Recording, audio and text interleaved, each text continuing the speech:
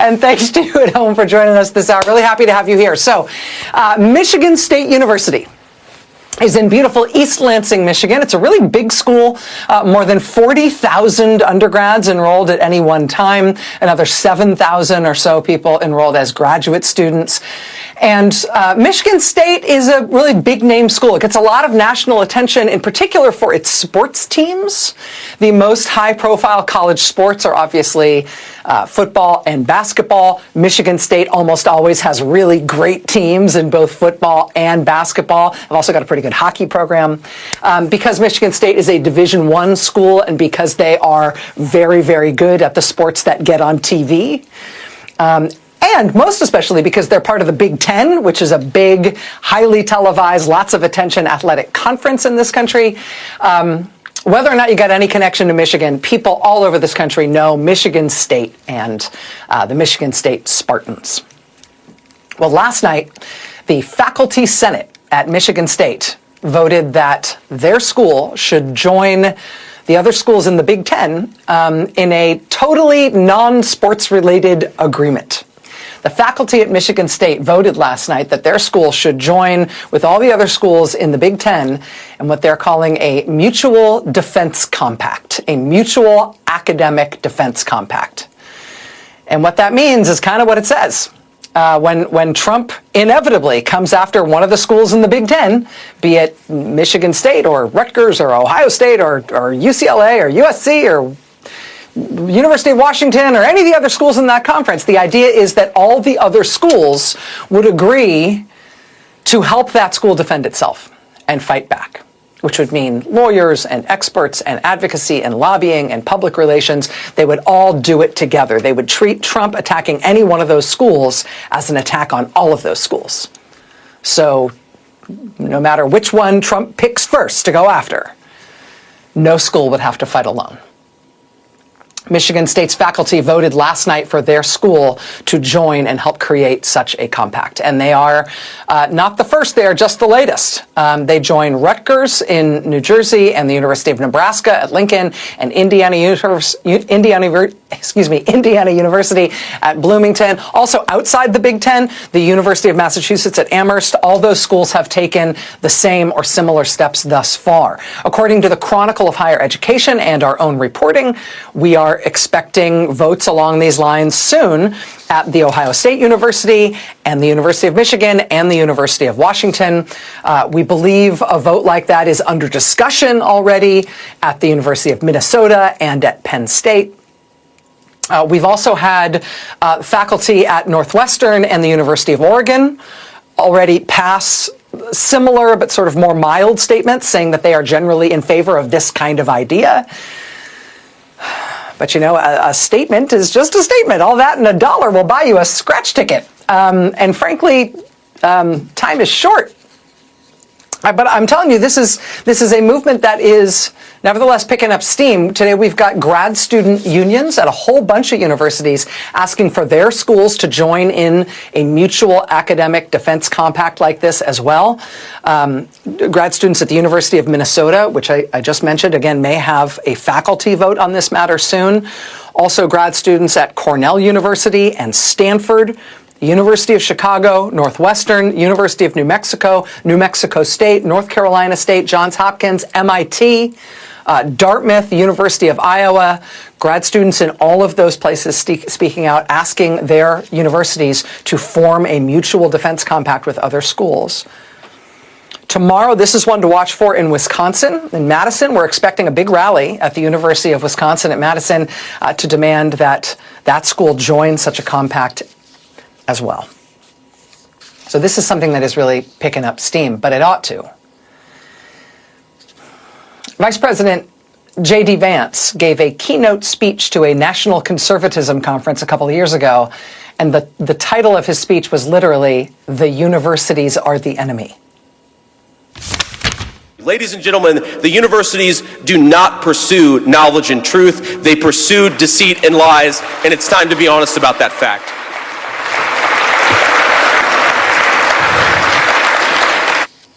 The title of the speech was literally, "The Universities Are the Enemy." He ended the speech with a quote from Richard Nixon, "Professors are the enemy." And he didn't mean it ironically. They're really not kidding about this stuff.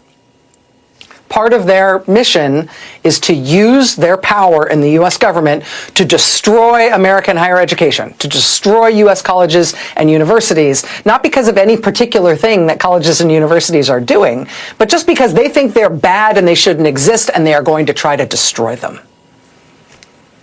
They have been saying this for years. Now it is clear we should believe them. Tonight, CNN and The Washington Post are reporting that President Trump has directed the IRS to strip tax-exempt status from Harvard University after Harvard said this week that it would not accede to Trump's threats. It would not enter into some kind of receivership where Donald Trump gets to dictate the school's internal policies and academic decisions. Now, there are, of course, laws about tax-exempt status. The IRS can't legally take it away from a university or from any entity just because Trump pounds his chest and says so. So we'll be talking about that more on tonight's show. But the fact that Trump is trying it tells anybody paying attention that, yeah, now's the time, move fast, right? Any school that wants to survive what Trump and Vance are doing here, what their agenda is here for American universities and colleges, any school that wants to survive what's coming their way better find a way to not have to fight alone. And so, yes, now we are seeing all kinds of colleges all across the country move toward mutual defense pacts with other schools. Basically, little NATO treaties for all the colleges. An attack on one is an attack on all. I will tell you, I have no connection to any of these efforts, but I would just say, as an observer, just speaking strategically, my only note on this might be, go faster. Once he's targeted you, it's too late to have a mutual defense treaty in position. You have to have these things in place ahead of time before he signs that executive order or yanks your funding or does whatever he's going to do to you. Time is short. River rises. So we're going to stay on this. We're going to keep you posted. While we are on this subject, though, may I also introduce you to the Federal Workers Legal Defense Network. This is brand new. More than 1,000 lawyers in 42 states have completed training now to defend federal workers from all aspects of what Trump is doing to them in the federal government. Not just in lawsuits to challenge Trump's mass, indiscriminate, and in some cases illegal firings of huge swaths of people who work for the U.S. government, but also training on how to provide individual guidance and legal support to individual federal workers who have been fired or otherwise mistreated by the Trump administration. This was convened by civil rights groups, including the Leadership Conference on Civil and Human Rights, and advocacy groups like Democracy Forward. You keep hearing their name in the news because they've been suing the bejesus out of Trump in this second term. It was also pulled together by unions, including especially the AFL-CIO. They have all now come together to put together this very large 1,000-plus lawyer effort in 42 states, this Federal Workers Legal Defense Network, and they say their lawyers are trained and it is now up and running. And again, I would just say, speed matters. In an attempted authoritarian takeover that is trying to go as far as it can, as fast as it can, before the country can properly organize its defenses, speed matters. That said, even if it hasn't been done already, still do it, right? Even if the best time to have done something like this Federal Workers Legal Defense Network was probably yesterday or a month ago, the second best time to do it is right now. And so, yes, as of today, we've got one. And that means that federal workers are better off today than they were before.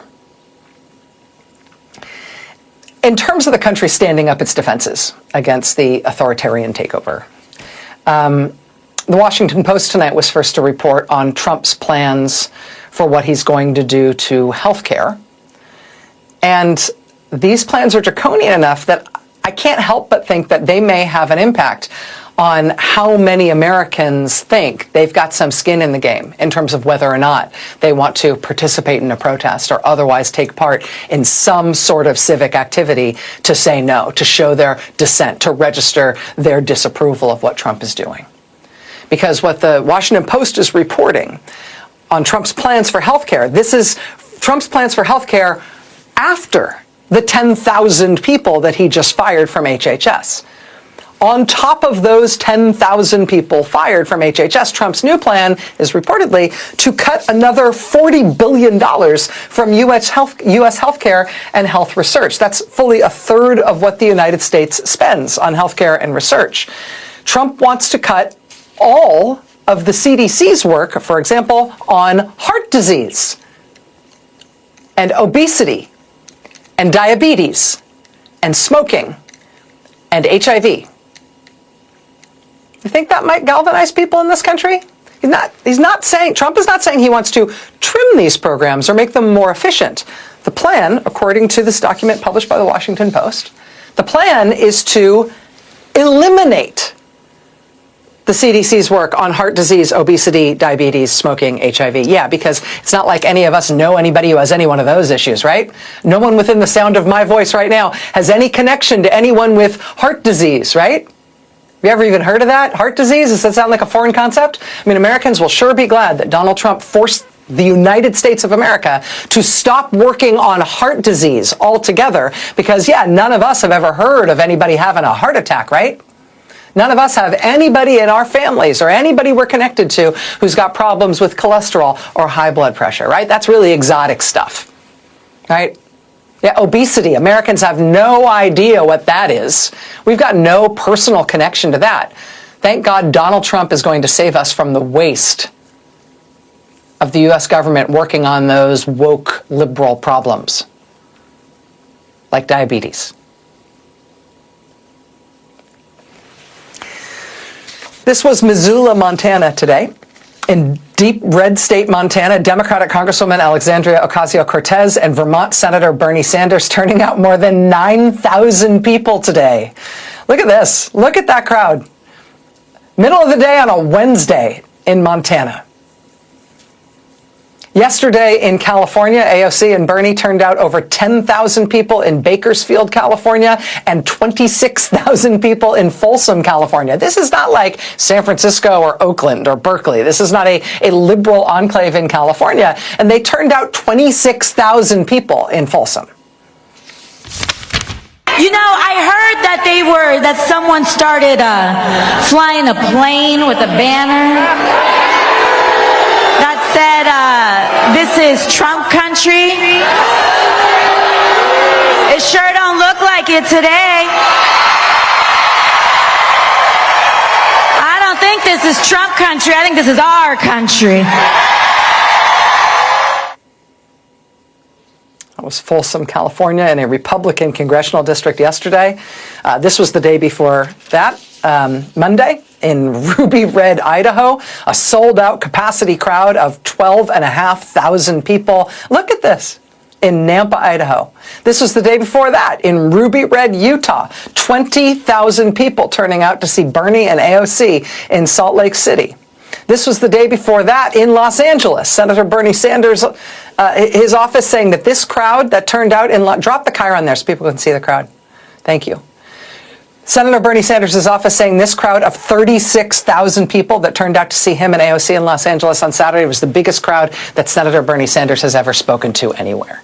These are just massive, massive, massive events that the two of them have been holding in California, but not necessarily in the blue state caricature parts of California. And also in Utah and Idaho and Montana. And these crowds are out there for two of the most dynamic and most unapologetic fighting progressives in all of U.S. electoral politics. The Fight Oligarchy Tour. Senator Sanders' office says of the people who've been RSVPing for these events, yes, most of them are Democrats, but they say 21% of people turning out for these events are independents, and they say 8% of people turning out for these rallies are Republicans.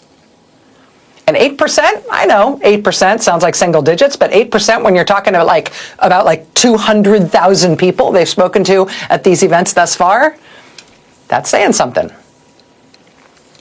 And huge events like these that are being done by Senator Sanders and Congresswoman Alexandria Ocasio-Cortez, huge events like these are definitely saying something about how the country feels about this political moment and about Donald Trump. And I will say, just in terms of the media, the sheer size of these events and the fact that most of them are in red states means that they're starting to get a ton of press and a ton of attention from the mainstream media. And that, of course, is starting to rattle everyone in politics on all sides, which is always fun to see. But I'll tell you, seeing those big events and seeing all the press they're now getting is fantastic to watch. But look around, because when it's not an event with thousands of people, which obviously is going to get a lot of attention, what we're still seeing is thousands of events, thousands of protests that are happening every day and in every state.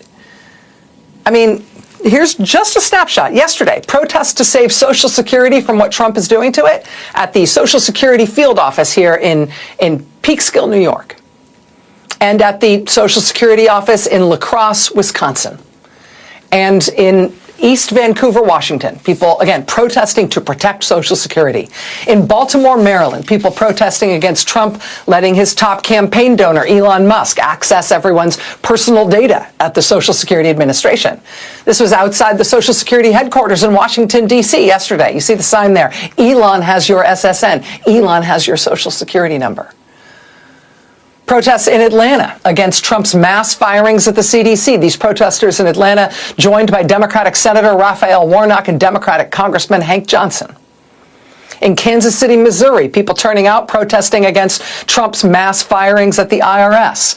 In San Francisco, protests against Trump turning the IRS into a weapon to be used against immigrants. At Florida International University in Miami, protests against Trump's attacks on immigrants and on international students. No ICE on campus. At the University of Wisconsin at Milwaukee, a protest against students' visas being revoked. More protests against Trump's attacks on immigrants and international students at Emory University in Georgia. In Burlington, Vermont, a protest outside the detention hearing for Rumeysa Ozturk.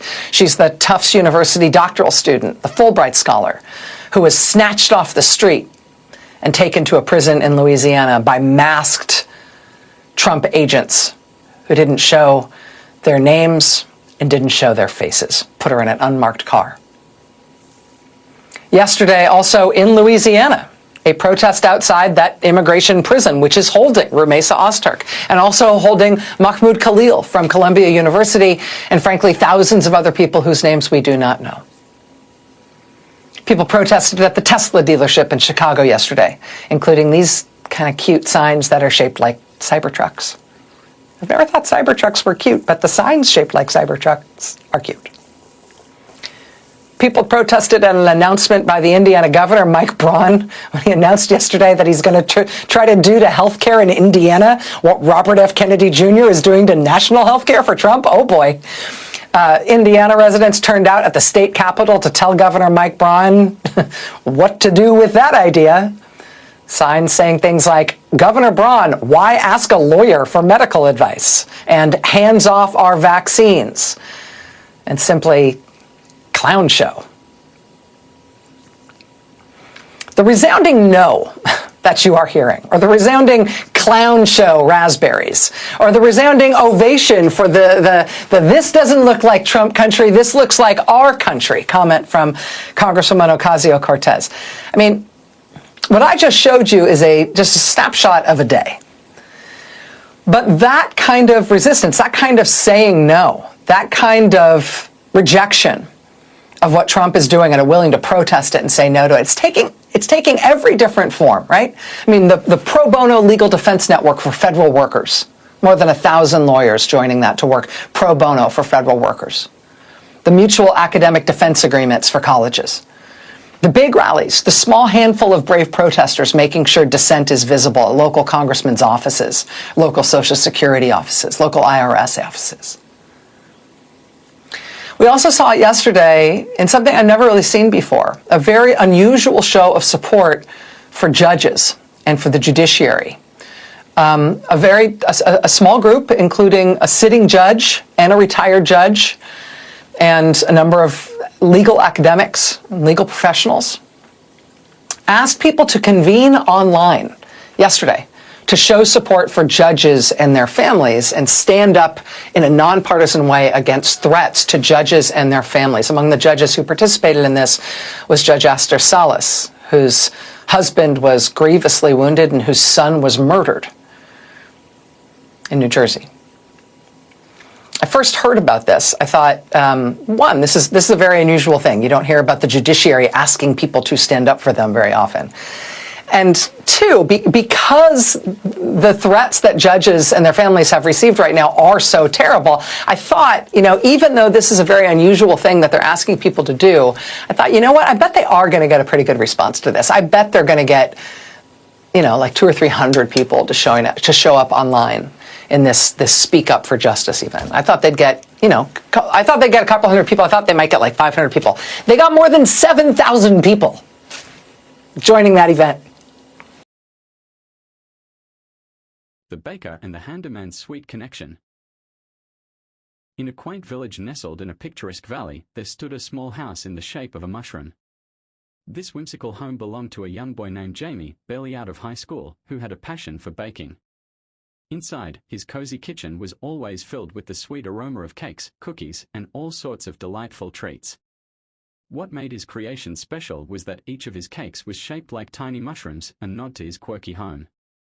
Jamie's baking became the talk of the town. From birthdays to celebrations, everyone in the village adored his sweets. Get your digital copy today at lulubooks.com and experience the adventure in EPUB or PDF format. Make sure you have a compatible reader to dive into this unforgettable journey. Don't miss out, unlock the secrets, and let the story begin. Sable's Song, A Siren's Journey to Joy. Once upon a time, in a small, worn-out town in Middle America, there lived a little child named Sable.